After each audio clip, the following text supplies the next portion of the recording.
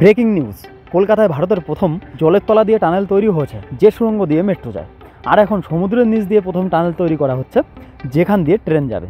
কোথায় সেই টানেল তৈরি করা হচ্ছে, কোন ট্রেন যাবে সেখান থেকে, এ বিষয়ে সমস্ত কিছু ভিডিওটিতে আলোচনা করব। একটু ধৈর্য ধরে ভিডিওটি দেখতে থাকুন। ছোট্ট একটি ভিডিও। নমস্কার, আমি পরীক্ষিত রায়, আমার চ্যানেলে আপনাদের সবাইকে স্বাগত জানাই। ভিডিওটি দেখুন। ভিডিওটি দেখে যদি ভিডিওটি ভালো লাগে তাহলে প্লিজ একটি লাইক করবেন, কারণ আপনার একটি লাইক আমার জন্য খুবই গুরুত্বপূর্ণ।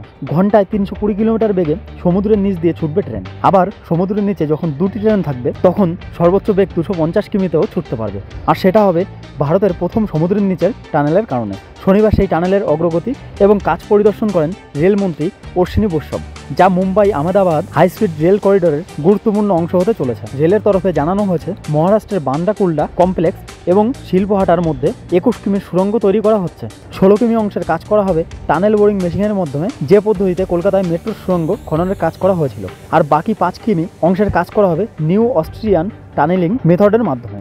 এবং থানে খাড়ির কাছে ওই 21 কিমির মধ্যে 7 কিমি অংশ সমুদ্রের তলা দিয়ে গিয়েছে। মুম্বাই আহমেদাবাদ বুলেট ট্রেনের রুটের দৈর্ঘ্য হলো 508 কিমি। আর মোট 12টি স্টেশন, 4টি পরে মহারাষ্ট্রে, বাকি 8টি স্টেশন আছে গুজরাটে।